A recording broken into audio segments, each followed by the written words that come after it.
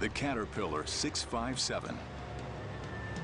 The line has been around almost as long as all trucks and bulldozers. 657 is the biggest scraper around at the moment. And compared with previous scrapers, it's just that much more reliable because it's got new engines, it's got new control technologies. This is a rather nice, clever, very useful machine. It's like power personified because it's right there. You can reach out and touch it.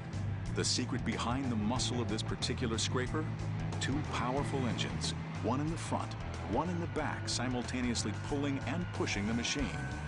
It's a bit like a piece of toast and butter, you know. Put a bit too much butter on, so you scrape it off. In other words, it's the scraping motion. It's taking a scraping of the earth off, transporting it, and putting it down as a layer somewhere else. The 657 doesn't just scrape.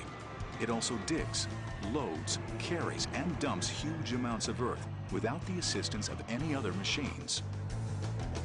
Scraper's a very, very efficient machine for moving dirt over a short distance. And if you're building a road, building a dam or something like that, you want to move dirt from here to there. Scraper's going to do it, and it's going to do it very efficiently. The secret of its digging power resides in its reinforced steel blade or cutting edge. This cutting edge can last anywhere from 400 to 500 working hours before it has to be replaced. The cutting edge is the bottom part of the bowl. It's the part that actually goes into the ground. When the bowl is lowered into the ground, the cutting edge is the leading edge of the scraper that goes into the material and forces the material up into the bowl. The blade is about 2.5 inches thick.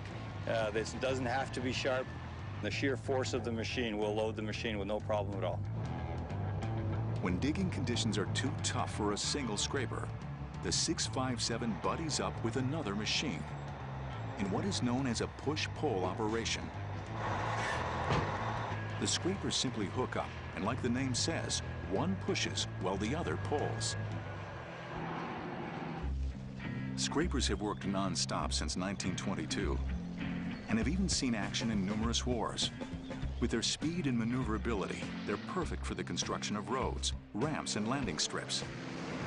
In Vietnam, the scraper found a rather unusual role.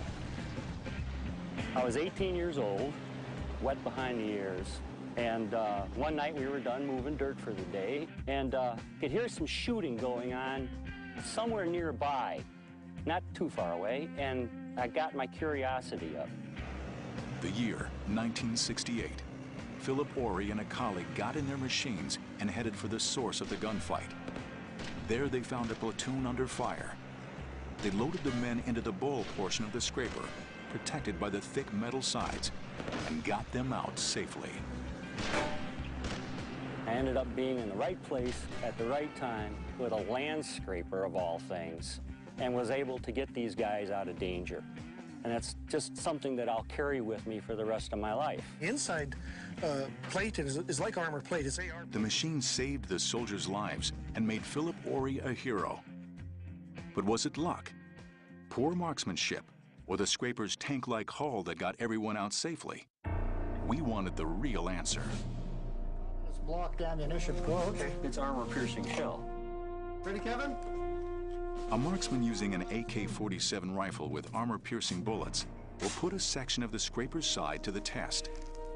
These bullets are designed to go through armored personnel carriers and tanks.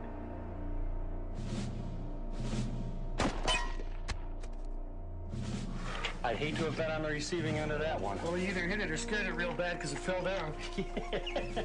I don't know. The one you were shooting at over in Vietnam, that was painted green. That may have had a difference. Ooh, nice clean hole. Yeah, let's flip it over and see if it went right through. Not even a mark. Not even a dent. Wow. Okay. Look at that. Yeah. Wow. The scraper not only saves lives and works in construction, it also helps redistribute the soil after mining operations. Built bigger and better than the model Ory used in Vietnam, the 657 is without a doubt the all-time scraper champion. It sits at number 7 on our list, because it's limited in how deep it can dig and in the types of material it can successfully scrape up. I wouldn't put the scraper in general high up on a list, simply because it is a relatively simple machine. It's not as sophisticated or as complex as some of the other machines in the